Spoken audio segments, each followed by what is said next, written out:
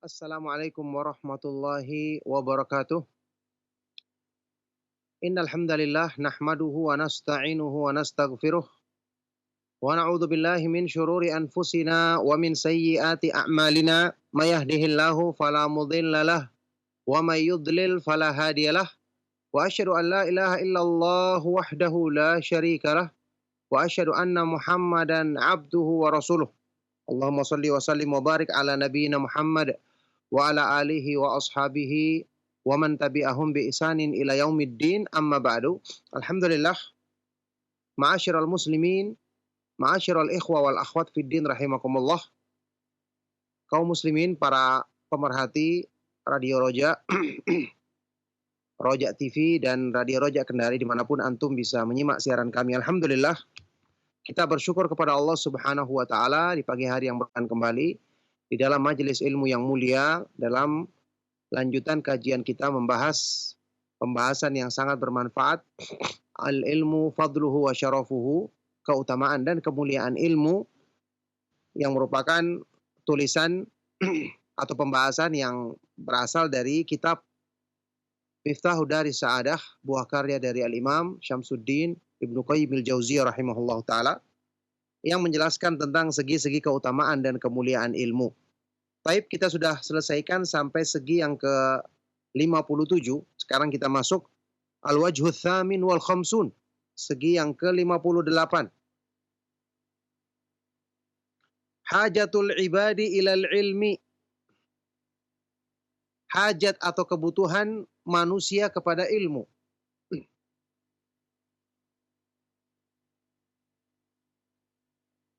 Ibnu Qayyim rahimahullah ta'ala berkata, anna hajatal ibadi ilal ilmi daruriyatun fauqa hajatil jismi ilal gidha.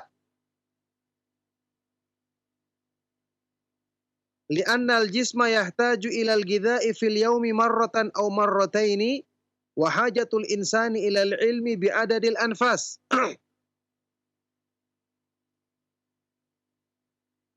Bahwa kebutuhan manusia kepada ilmu ini bersifat darurat, yakni kebutuhan yang sangat mendesak,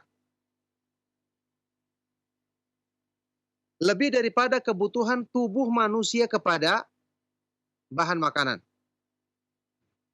melebihi kebutuhan tubuh manusia kepada makanan.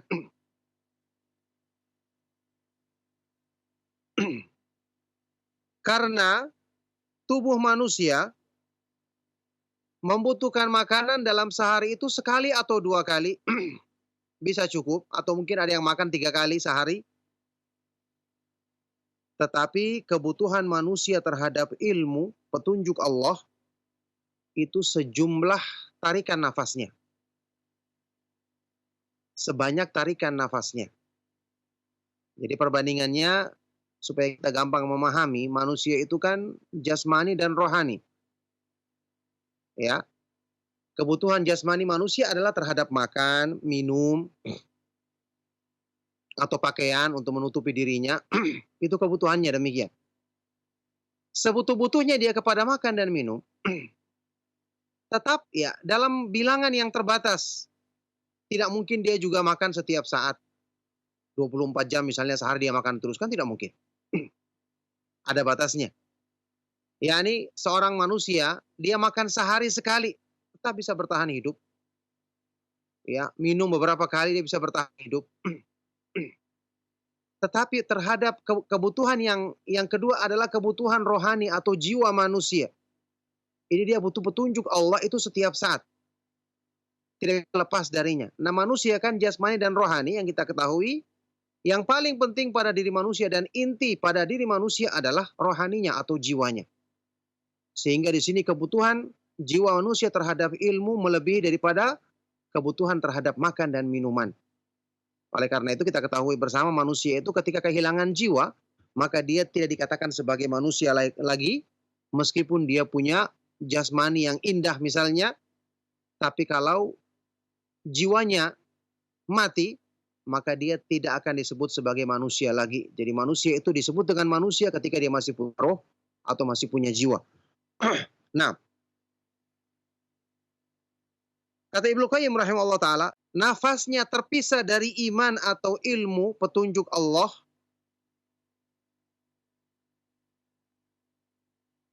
ya, kalau nafasnya terpisah dari ilmu atau hikmah, ilmu petunjuk Allah, maka dia akan binasa. Wa qaruba halakuhu, dan tidak lama lagi kehancurannya.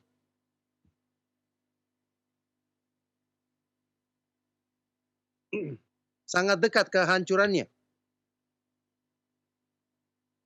Walaysa ila husuli dzalika sabilun illa bil ilmi, dan tidak ada jalan untuk memenuhi kebutuhan terhadap iman yang harus selalu menyertai manusia kecuali dengan ilmu agama. Fal hajatu ilaihi fawqal haj, berarti kebutuhan terhadap ilmu, kebutuhan manusia terhadap ilmu di atas kebutuhan mereka terhadap makan dan minum. Allah Subhanahu wa taala ketika menurunkan agama ini kan sebagai karunia terbesar. Allah tidak menyebutkan karunia terbesar itu dengan Allah berikan makan, minum, dengan Allah berikan perhiasan. Bukan itu karunia terbesar. Itu memang nikmat dari Allah. Tapi ketika Allah menyebutkan karunia terbesar itu adalah karunia iman, karunia diutusnya Rasulullah SAW membawa petunjuk yang sempurna. Berarti ini adalah kebutuhan manusia yang terbesar.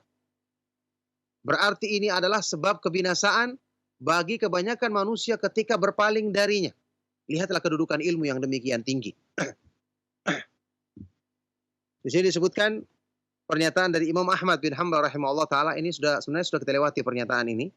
Ya, sudah pernah disebutkan juga. Wa qad dzakara al-Imam Ahmad hadzal ma'na bi ainihi faqal, Imam Ahmad Ibnu Hanbal rahimahullah taala telah menyebutkan makna ini secara persis. Beliau berkata, "An-nasu ahwaju ilal ilmi minhum ila ta'ami wasyarab." Manusia lebih butuh kepada ilmu dibandingkan kebutuhan terhadap makan dan minuman. Li'anna ta'ama wasyaraba yuhtaju ilaihi fil yaumi marratan aw marratain. Karena makan dan minum dibutuhkan dalam sehari sekali atau dua kali. Wal ilmu yuhtaju ilaihi fi kulli waqtin. Sedangkan ilmu dibutuhkan setiap saat. Nukilan yang sudah kita sebutkan juga dari Ibnu Qayyim sendiri di pembahasan yang lalu yang sudah lewat, sudah lama. Itu bunyinya seperti ini pernyataan Imam Ahmad bin Hanbal rahimahullah taala, "An-nasu yahtajuna ilal ilmi aktsaru min hajatihim ila ta'ami wasyarab." Manusia butuh kepada ilmu lebih daripada kebutuhan mereka terhadap makan dan minum. Li'anna ta'ama wasyaraba yuhtaju ilaihi fil yaumi marratan aw marratain. Karena makan dan minuman dibutuhkan dalam sehari sekali atau dua kali. Wal ilmu yuhtaju ilaihi bi'adadil anfas, sedangkan ilmu dibutuhkan sesuai dengan jumlah tarikan nafas manusia. Ini gambaran dari Imam Ahmad, orang yang paham tentang ilmu agama. Memang karena ilmu agama itu berhubungan dengan kebutuhan jiwa atau kebutuhan hati, manusia tidak terasa. Tidak merasakan langsung sakitnya ketika kebutuhan ini kurang terpenuhi pada. Beda sama anggota badan. Kalau anggota badan kan orang ketika tidak makan, kelaparan. Lemas atau loyo badannya. Ya, atau terasa kering tenggorokannya kalau tidak minum. Langsung terasa pengaruhnya. Atau mungkin sakit yang dideritanya. Karena berhubungan dengan badan, sehingga orang lebih perhatian terhadap masalah ini. Adapun yang berhubungan dengan kebutuhan hati, kebutuhan jiwa, padahal itu sebenarnya lebih menderita sakitnya, lebih buruk keadaannya kalau tidak terpenuhi, ini manusia kurang perhatian. Ya, ini juga ada tipu daya syaitan. Padahal sesungguhnya kalau kita mau merenungkan secara seksama, justru hati yang sakit, jiwa yang menderita ini lebih menyakitkan dibandingkan dengan sakit yang ada pada anggota badan manusia. Ya.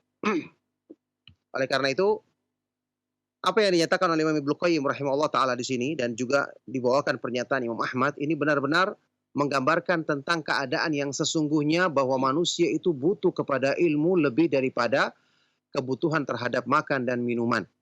Oleh karena itu, orang yang jauh dari ilmu pada dasarnya dia telah mati sebelum anggota badannya masuk dalam kuburan. Ibnu Qayyim rahimahullah taala pernah menyatakan, menukil ucapan seorang penyair yang mengatakan, penyair Arab ya, wa fil jahli qabla al mauti mautun li ahlih wa ajsaduhum qabla al kuburi kuburu. Orang yang bodoh tidak faham ilmu agama, sebelum dia mati, maka hatinya telah mati di hadapan Allah. Dan tubuh-tubuh mereka sebelum dimasukkan ke dalam kuburan di tanah, tubuh mereka telah menjadi kuburan bagi hatinya yang telah mati. Inilah kematian yang sesungguhnya. Ya, jadi dia seperti mayat yang berjalan. Orang seperti ini tidak ada kebaikan dalam hidupnya, tidak ada kebahagiaan, tidak ada ketenangan, karena dia jauh dari sebab kehidupan yang sesungguhnya. Oleh karena itu, kebutuhan terhadap ilmu bukan cuma sekedar melebihi yang namanya kebutuhan primer. Karena dia adalah kebutuhan yang bersifat darurat. Sangat-sangat. Ada pernyataan dari Syekhul Islam Ibnu Taimiyah rahimahullah taala yang semakna dengan ucapan Imam Ahmad ini. Ibnu Taimiyah rahimahullah taala pernah mengatakan, "Ar-risalatu daruriyatun lil alami la budda lahum minha wa hajatuhum ilaiha fawqa hajatihim ila kulli syai'. Ar-risalatu hayatul alami wa ruhuhu wa nuruhu. Fa kaifa yakunu as-salah lil alam idza faqadal hayata war ruha wan nur." Ya, ar-risalah, petunjuk yang dibawa oleh Rasulullah SAW, ini adalah kebutuhan yang paling mendesak untuk semua makhluk di alam semesta, kata beliau. Kebutuhan mereka terhadap ini lebih daripada kebutuhan mereka terhadap segala sesuatu. Karena petunjuk Rasulullah SAW adalah kehidupan, ruh, dan cahaya bagi alam semesta. Bagaimana alam semesta ini, ya, bagaimana alam semesta ini bisa ada kebaikan kalau tidak ada kehidupan dan tidak ada cahaya padanya. Inilah ar-risalah. Oleh karena itu, perumpamaannya seperti bagian bumi yang tidak kena matahari. Tidak ada kehidupan. Ya, akan mati tanah yang tidak kena matahari tersebut. Maka kebutuhan manusia terhadap ilmu agama lebih daripada apa yang digambarkan tadi. Oleh karena itu, ini menggambarkan kepada kita bahwa orang-orang yang hidup yang sesungguhnya adalah orang-orang yang mengisi kehidupannya dengan memahami dan mengamalkan petunjuk Allah Subhanahu wa taala dan petunjuk Rasulnya Shallallahu alaihi wasallam, dan jelas ini menunjukkan keutamaan dan kemuliaan yang sangat besar bagi ilmu dan orang-orang yang mempelajarinya. Baik.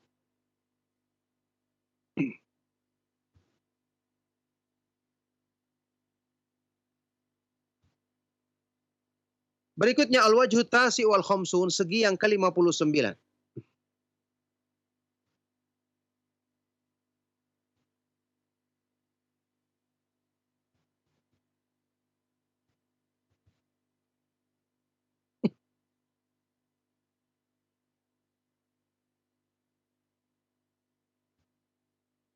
Segi yang ke-59, al-ilmu qillatu amalin wa kathratu ajrin. Ilmu itu menjadikan amalan sedikit, pahalanya banyak. Amalnya sedikit, pahalanya banyak.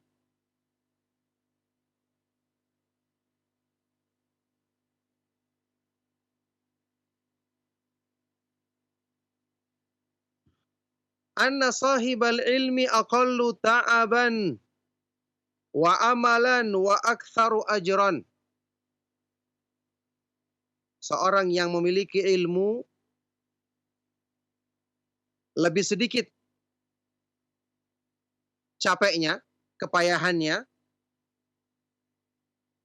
lebih sedikit amalnya, tapi lebih banyak pahalanya. lebih banyak pahalanya.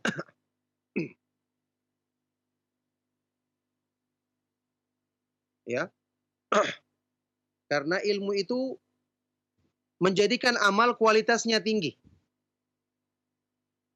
Ilmu itu memperbaiki hal-hal yang menjadikan amal itu meningkat keutamaannya.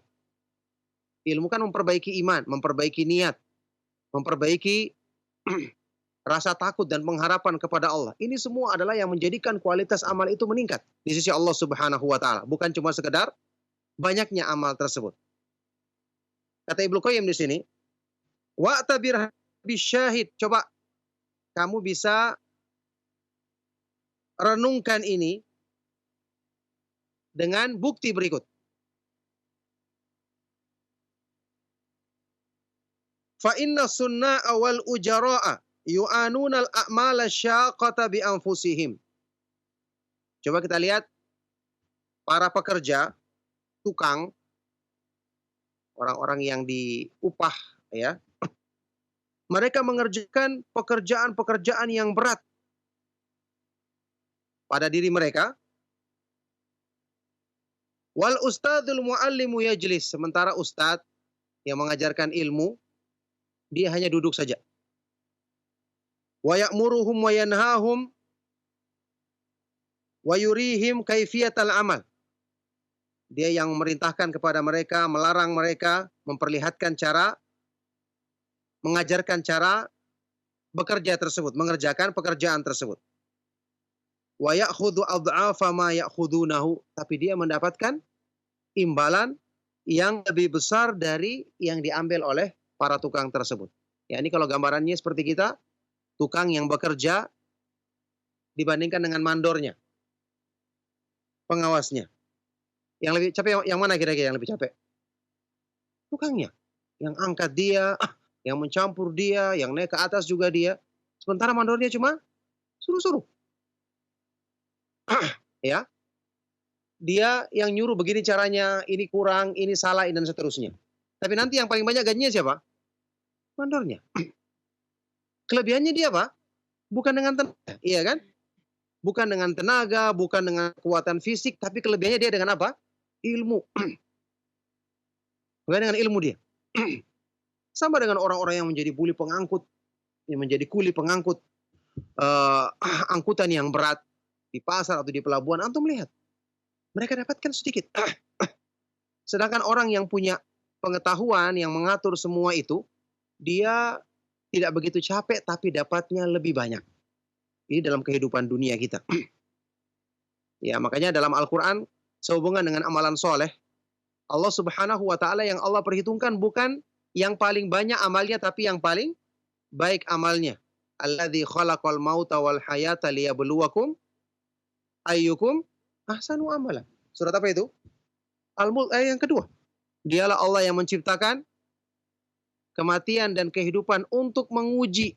Siapa yang diuji? Siapa di antara kamu yang paling baik amalnya? Bukan yang paling banyak. Kata Ibnu Katsir, Allah tidak mengatakan ayyukum aktsaru amala supaya menguji siapa yang paling banyak amalnya, tidak. Karena yang di sini diuji adalah jaudah, kualitas amal. Ya. Yang paling baik amalnya. Apa itu yang paling baik? Yang paling ikhlas dan paling sesuai dengan sunnah. Kembali kepada ilmu, nilainya amal. Ya, kembali kepada ilmu. Kata Syekh di sini, wa qad asyara an-nabiy sallallahu alaihi wasallam ila hadzal ma'na haitsu, kata Ibnu Qayyim rahimahullah taala, Nabi sallallahu alaihi wasallam telah mengisyaratkan kepada makna ini ketika beliau bersabda dalam hadis sahih riwayat Imam Bukhari, dalam Sahih Bukhari, Rasulullah sallallahu alaihi wasallam bersabda, afdhalul a'mali imanun billahi tsummal jihadu. Amal yang paling utama di sisi Allah adalah beriman. Kemudian berjihad di jalan Allah. Berperang di jalan Allah. Amal yang paling utama adalah beriman kepada Allah, kemudian berjihad di jalan Allah. Orang yang berperang di jalan Allah, capek apa tidak? Bukan cuma capek. Dia keluarkan tenaga, biaya, iya kan? Perjalanan jauh, apalagi siap mengorbankan nyawanya. Berperang kalau kena senjata, terluka, bahkan terpotong badan. Ya belum berlari, menghindar, dan seterusnya. Capeknya luar biasa. Memang ini amalan yang tinggi. Tapi ternyata kata Rasulullah SAW apa? Ada yang lebih utama dibandingkan itu. Yaitu apa? Beriman kepada Allah. Beriman kepada Allah. Capek apa tidak? Ya antum merenungkan dengan hati. Memahami tentang tauhid. Memahami tentang nama-nama dan sifat-sifat Allah Subhanahu wa Ta'ala. Membenarkan para nabi, para malaikat, kitab-kitab Allah yang dalam rukun iman. Beriman kepada hari akhir, kepada takdir baik yang buruk dan yang buruk. Iman itu adalah amalan hati utamanya yang terpancar pada anggota badan. Tidak capek seperti Allah Subhanahu wa Ta'ala. Bahkan jihad yang capek dilakukan kalau tanpa iman bernilai apa tidak? Tidak bernilai. Coba antum bayangkan. Ini jelas Nabi SAW mengisyaratkan hal ini, menunjukkan ilmu itu yang menjadikan kualitas amal. Meskipun amal yang dilakukan tidak begitu banyak. Ya. Baik. Fal jihadu fihi, kata Ibnu Qayyim, fal jihadu fihi badlun nafsi wa ghayatul masyaqqati wal imanu ilmul qalbi wa amaluhu wa tasdiquhu wa huwa afdalul a'mal. Maka berjihad ini di dalamnya ada badlun nafs, mengorbankan jiwa. Wa ghayatul masyaqqah, melakukan perbuatan-perbuatan yang sangat berat. Ya, membawa senjata, berlari, menghindar, berjalan menuju musuh, kemudian resiko menghadapi kena tembakan atau kena senjata, bahkan kematian. Sedangkan iman adalah pengetahuan hati, amalan hati, keyakinan, membenarkan di dalam hati. Padahal dia adalah seutama-utama amal. Ma'anna masyaqqatil jihadi fauqa masyaqqatihi bi'adha'afin mudha'afah. Padahal beratnya melakukan jihad di jalan Allah tentu di atas beratnya mengusahakan iman berkali-kali lipat.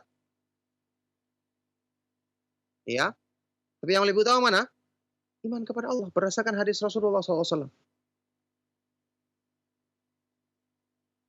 Allah Ta'ala dalam kesempatan lain mencoba, ya di sini bawakan nanti, ya ada pernyataan di sini. Contoh yang lebih nyata, Abu Bakar Siddiq radhiyallahu taala anhu dibandingkan para sahabat. Abu Bakar Siddiq radhiyallahu taala anhu dibandingkan para sahabat. Lebih utama mana secara kedudukan di hadapan Allah Subhanahu wa taala? Abu Bakar Siddiq. Kalau lihat dari segi amalnya, sahabat yang lain juga rajin. Contoh yang lebih banyak berjihad di jalan Allah Subhanahu wa taala. Mungkin sahabat yang mulia Khalid ibn Walid lebih banyak berjihad, iya kan? Karena dia selalu jadi panglima perang setelah masuk Islam dengan kehebatannya, strateginya, dan kepandaiannya berperang, tentu dengan taufik dari Allah Subhanahu wa taala. Tapi apakah dia mengungguli keutamaan Abu Bakar As-Siddiq radhiyallahu taala anhu? Tentu sangat jauh. Kenapa? Abu Bakar As-Siddiq radhiyallahu taala anhu punya iman yang kuat, punya tasdik, maka dia adalah As-Siddiqul Akbar, ya.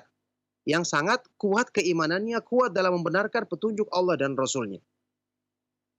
Jadi kedudukan bukan dicapai dengan banyaknya beramal, tapi kualitas iman di hati. Inilah yang menjadi, ya, sasaran perbaikan ilmu. Ilmu itu membenarkan hal-hal yang seperti ini. Imam Ibnu Mubarak rahimahullah ta'ala pernah mengatakan, salah seorang ulama besar dari kalangan tabi'ut tabi'in, rubba amalin qalilin rubba amalin sagirin tu'azzimuhun niyatu wa rubba amalin kabirin tusagiruhun niyatu. Bisa jadi ada amalan yang kecil menjadi besar nilainya karena niat yang lurus. Dan bisa jadi ada amal yang besar banyak tapi menjadi kecil nilainya karena niat yang tidak sempurna. Baik, kata beliau selanjutnya, Ibnu Qayyim menjelaskan sebabnya. Wa hadza li anna al-ilma yu'arrifu maqadirul a'mali wa maratibaha fadilaha min mafduliha, rajihaha min marjuhiha. Yang demikian itu karena ilmu dialah yang mengenalkan kepada kita tingkatan-tingkatan dan nilai amal. Nilai amal-amal soleh. Mana yang lebih utama dibandingkan dengan yang keutamaannya kurang. Mana yang lebih kuat dibandingkan yang lebih di bawah kedudukannya. Ya. Lihat, antum perhatikan, ada orang yang misalnya dia hanya mempertimbangkan amal yang banyak. Karena dia tidak punya ilmu, dia berpikir, saya ingin melakukan amal kebaikan. Misalnya dia mengatakan dia ingin melakukan amal kebaikan, dia ingin sholat malam semalam suntuk. Dari habis isya sampai subuh. Ya, dia mengaku ini yang paling utama. Sampai setelah akhir malam, karena dia telah melaksanakan sholat sepanjang malam, akhirnya dia mengantuk. Tertidur dari sholat subuh. Ataupun dalam keadaan ngantuk. Sementara ada orang yang berilmu, dia tahu Rasulullah Shallallahu Alaihi Wasallam menyebutkan tentang sholat paling utama adalah sholatnya Nabi Daud. Dia bangun di sepertiga malam yang terakhir. Yang ini juga dilakukan oleh Rasulullah Shallallahu Alaihi Wasallam. Kemudian di akhir malam juga masih sempat tidur sebelum sholat subuh. Setelah itu dia bangun sholat subuh dalam keadaan dia segar. Dia tidak laksanakan semalam suntuk, tapi dia laksanakan sepertiga malam yang terakhir. Dia sholat subuh pada waktunya, sholat sunnahnya dia laksanakan dengan khusyuk. Mana yang lebih utama? Yang kedua. Yang kedua lebih utama. Yang pertama bisa jadi habis keutamaannya karena dia mengejar yang anjuran tapi mengorbankan yang wajib. Dalam Islam tidak boleh seperti ini. Amalan yang paling dicintai oleh Allah adalah menyempurnakan kewajiban. Hadis kursi yang terkenal dalam Sahih Bukhari di Arba'in Nawawiyah. Wa ma taqarraba ilayya 'abdi bi syai'in ahabba ilayya mimma aftaratuhu alaih. Tidaklah seorang hamba mendekatkan diri kepada Allah dengan amal yang paling Allah cintai melebihi dari yang wajib dulu. Wa la yazalu 'abdi yataqarrabu ilayya bin nawafil hatta uhibbahu. Kemudian senantiasa hambaku mendekatkan diri dengan perkara-perkara yang anjuran sehingga aku mencintainya. Tidak boleh orang sampai mengorbankan yang wajib. Kemudian tidak diperbolehkan seseorang ya mempertimbangkan hanya sekedar banyaknya amal tapi tidak berdasarkan ilmu agama. Ada sampai sebagian orang yang salah menyangka ya. Dia menyebutkan ada orang yang katanya orang yang soleh. Dia beribadah, saking beribadah di malam hari tekunnya, dia menjadikan wudhunya untuk sholat isya sama dengan wudhunya untuk sholat subuh. Berarti apa?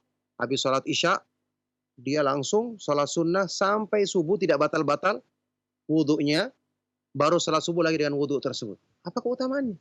Tidak ada keutamaannya. Pertama, sunnah Rasulullah SAW lebih utama memperbarui wudhu atau tidak? Lebih utama. Ada sunnahnya memperbarui wudhu. Setelah satu kita melaksanakan sholat ini, kita boleh pakai wudhu yang kalau belum batal, tapi lebih utama kita perbarui wudhu kita. Lebih utama kalau diperbarui wudhunya. Kemudian tadi, sholat semalam suntuk,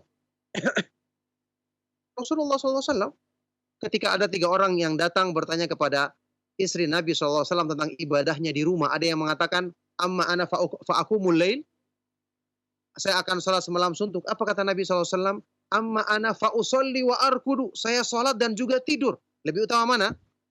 Perbuatan orang ini atau sunnah Rasulullah SAW? Lebih utama sunnah. Ketika Rasulullah SAW ya menghukumi ketika mempersaudarakan antara siapa? Salman radhiyallahu taala anhu dengan Abdullah ibn Amr ibn al-As atau Amr ibn al-As. Ya, Abdullah ibn Amr ibn al-As yang dia itu ketika sholat semalam suntuk. Ya, maka dicegah oleh Salman, kemudian ketika sepertiga malam yang terakhir baru dibangunkan. Ayo kita sholat sekarang. Ini waktu yang utama. Ketika dia melaporkan kepada Rasulullah SAW, Rasulullah SAW mengatakan, "Shadaqa Salman." Salman yang benar. Ya, kata Rasulullah SAW, "Inna li rabbika 'alaika haqqan, wa li jasadika 'alaika haqqan, wa li ahlika 'alaika haqqan." Sesungguhnya Allah punya hak terhadap dirimu. Tubuhmu juga punya hak terhadap dirimu, keluargamu juga punya hak terhadap dirimu. Yakni jangan kamu lakukan semua untuk sekedar memperbanyak ibadah, ya, tapi lupa menunaikan hak-hak yang lain. Makanya sebaik-baik petunjuk adalah petunjuk Nabi SAW. Di mana kita ketahui semua ini dengan belajar ilmu agama. Dengan belajar ilmu agama. Kadang-kadang orang tidak paham hal ini. Contoh misalnya, ada orang yang punya uang, ingin bersedekah. Dia tidak tahu. Sedekah itu ada yang lebih utama kalau kita tujukan sesuai dengan ilmu. Sesuai dengan ilmu. Misalnya kita cari di antara amal-amal yang paling besar keutamaannya, seperti Imam Ibnu Mubarak rahimahullah ta'ala, beliau pernah ya di zamannya itu dia membiayai beberapa ulama besar supaya mereka lebih konsentrasi menyampaikan hadis Rasulullah SAW dibiayai. Beliau beralasan, kalau saya mendukung mereka, maka saya ikut dapatkan keutamaan menyebarkan sunnah. Lantas beliau mengatakan, la a'lamu ba'dan nubuwati darajatan afdhala min bathil ilmi. Aku tidak mengetahui setelah tingkatan kenabian yang lebih utama daripada menyebarkan ilmu agama. Ada orang tidak paham. Keutamaan ini tidak bisa dibandingkan dengan keutamaan yang lain. Sehingga para ulama memilih untuk lebih banyak ya menyumbangkan hartanya dalam urusan seperti ini. Karena ini berhubungan dengan penyebaran sunnah. Yang merupakan sebab kehidupan lahir dan batin manusia. Ya, oleh karena itu, hal-hal yang seperti ini kita ketahui dengan mempelajari ilmu agama. Nah, fasahibuhu la yakhtaru li nafsihi illa afdhalal a'mal. Maka orang yang memiliki ilmu tidak akan memilih untuk dirinya kecuali amal yang paling utama. Kecuali amal yang paling utama.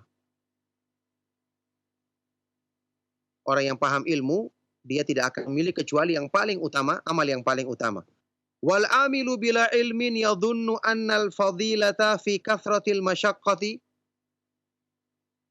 Sedangkan orang yang beramal tanpa ilmu, dia menyangka keutamaan itu hanya sekedar banyaknya kesusahan ketika beramal. Fahuwa yatahammalul masyaqqa wa in kana ma yu'anihi mafdulan. Wa rubba amalin fadil mafdulu aktsaru masyaqqatan minhu.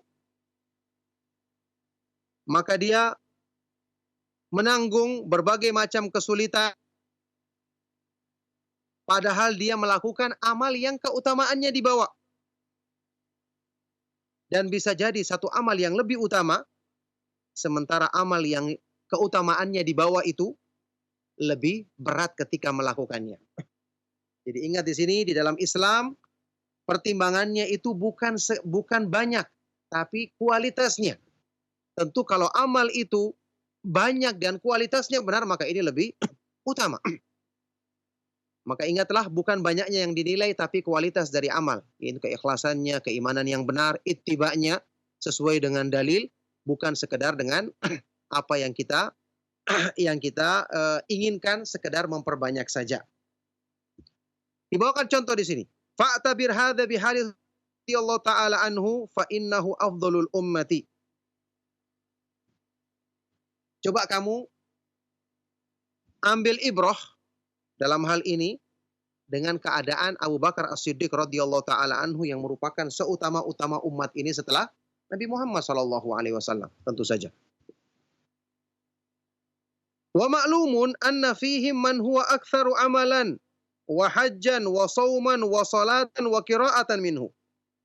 Kita ketahui di antara umat ini, di antara para sahabat, ada yang lebih banyak amalnya, lebih banyak hajinya, lebih banyak puasanya, lebih banyak salatnya, lebih banyak bacaan Al-Qur'an dibandingkan Abu Bakar As-Siddiq radhiyallahu taala anhu wa anis sahabati ajma'in.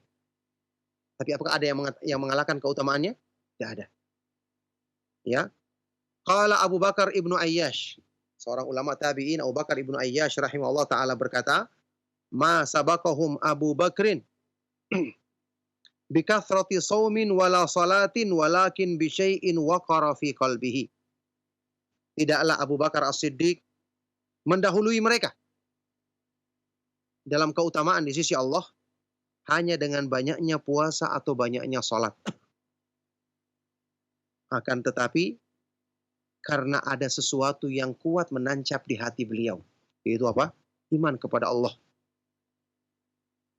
Menjadikan beliau mengungguli semua orang-orang yang ada di umat ini setelah Nabi Muhammad SAW. Meskipun mereka lebih banyak kelihatannya amalnya. Tapi kualitas dari amal beliau ketika mengamalkan satu amalan, maka sangat tinggi kualitasnya di sisi Allah Subhanahu wa Ta'ala. Ini bukti bahwa ilmu itu menjadikan amal meskipun sedikit kualitasnya tinggi, apalagi kalau amal yang banyak. Wa hadza maudhi'ul matsalil masyhur, maka inilah sesuai dengan permisalan perumpamaan Arab yang sangat terkenal. Apa itu? Man li bimithli sayrikal mudallali tamshi ruwaidan wa taji' fil awwali. Siapakah yang dapat menjadikan aku seperti perjalananmu yang selalu mendapatkan petunjuk.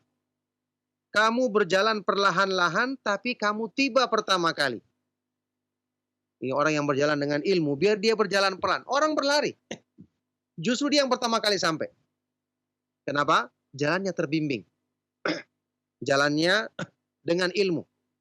Artinya dia pertama kali sampai pada kedudukan yang tinggi di sisi Allah Subhanahu wa Ta'ala dibandingkan orang yang berjalan kelihatannya dengan cepat, dengan payah, dengan banyak-banyakan, tapi tidak dengan bimbingan ilmu, justru tibanya terakhir. Maka ini juga jelas menunjukkan keutamaan dan kemuliaan ilmu yang sangat besar. Insya Allah cukup sampai di sini, segi yang ke-59. Mudah-mudahan apa yang kita bahas dan kita kaji bermanfaat dan menjadi sebab kebaikan bagi kita semua. Kita persilakan bagi antum yang ingin menanyakan hal-hal yang perlu dipertanyakan, kita beri waktu. Sallallahu wasallam wa barak ala nabiyina Muhammad wa ala alihi wa sahbihi wa man tabi'ahum bi ihsan ila yaumiddin walhamdulillahi rabbil alamin. Nah Ustaz, jazakallah khairan Ustaz, barakallahu fiik atas materi yang telah antum sampaikan Ustaz di kesempatan pagi hari ini. Dan untuk berikutnya, ikhwatal Islam a'azanillahu wa iyyakum, kita membuka sesi interaktif soal jawab bagi Anda yang ingin bertanya. Untuk yang pertama, kita akan angkat pertanyaan melalui layanan telepon. Silakan. Ya, silakan. Halo, assalamualaikum. Waalaikumsalam warahmatullahi wabarakatuh. Dengan siapa Bapak dan berada di mana? Dengan Keadaan dari Cianjur. Silakan Pak Keadaan. Ya, assalamualaikum warahmatullahi wabarakatuh. Waalaikumsalam warahmatullahi. Saya ingin menanyakan Ustaz, jadi di dalam hadis kita ini dilarang sholat di dalam beberapa waktu seperti terbit dan tenggelamnya matahari, ba'da asar dan ba'da subuh, kemudian ketika matahari di tengah hari Ustaz. Yang saya tanyakan, yang dimaksud itu sholat apa Ustaz? Apakah seperti sholat yang ada sebabnya dibolehkan seperti tahiyatul masjid? Mohon dijelaskan apakah ada ikhtilaf ulama di dalam hal ini Ustaz? Mohon penjelasannya. Syukron, barakallahu fikum. Assalamualaikum warahmatullahi wabarakatuh. Waalaikumsalam warahmatullahi wabarakatuh. Wafiq barakallah. Dan kepada Ustaz kami persilakan teman jawab. Silakan Ustaz. Barakallahu fikum, pertanyaan bermanfaat sekali dari beliau yang bertanya. Semoga Allah Subhanahu wa Ta'ala senantiasa melimpahkan rahmat dan kebaikannya kepada beliau dan kepada kita semua. Ya, larangan salat yang disebutkan di dalam beberapa hadis yang sahih, ya, itu disebutkan ada yang di dalam hadis sahih riwayat Imam Muslim, Rasulullah SAW bersabda, "Thalathu sa'atin kana Rasulullah SAW yanhana an nusalliya fihinna wa nakbura fihinna mautana." An nusalliya fiha wa nakbura fiha mautana.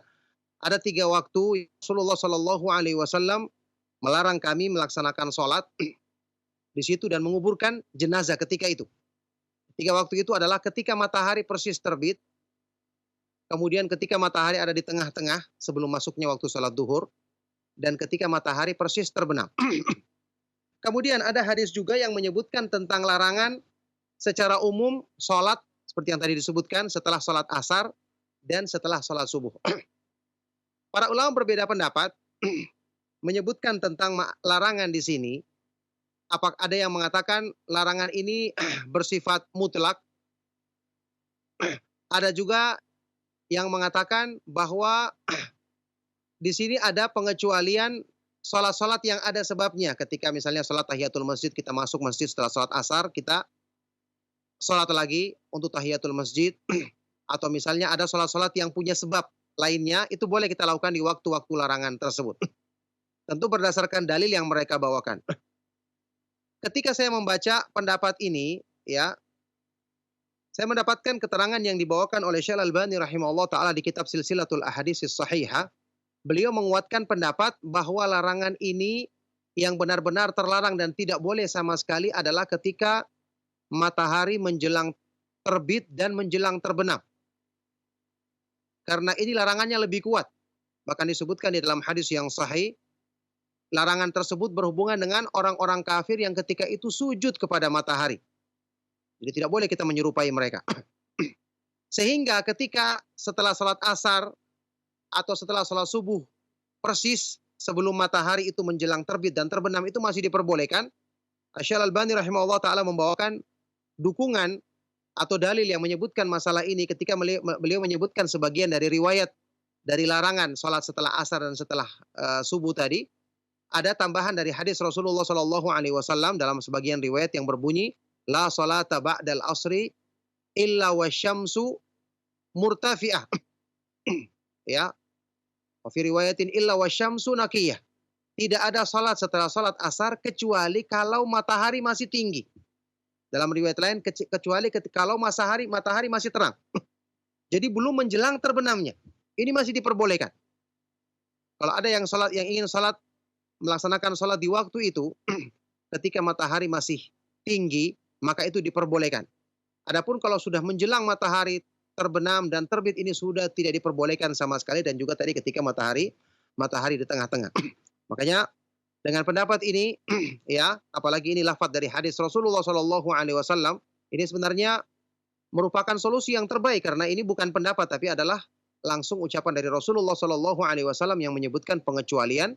Ketika matahari masih tinggi, maka kita masih boleh melaksanakan sholat sunnah. Adapun ketika menjelang terbit atau terbenamnya, maka ini yang tidak diperbolehkan lagi kita melaksanakan sholat sunnah. Ya, wallahu taala alam bisawab. Nah, Ustaz, jazakallah khairan Ustaz, barakallahu fiq atas jawaban yang telah antum sampaikan Ustaz. Demikian jawaban untuk Pak Kadaan yang berada di Cirebon, mudah-mudahan dapat difahami dengan baik dan benar.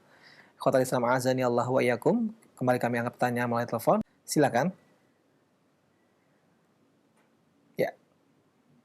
Naam, silakan. Ya. Assalamualaikum. Waalaikumsalam warahmatullahi wabarakatuh. Dengan siapa Ibu dan berada di mana? Dengan Ita di Bekasi. Baik Ibu Ita, silakan.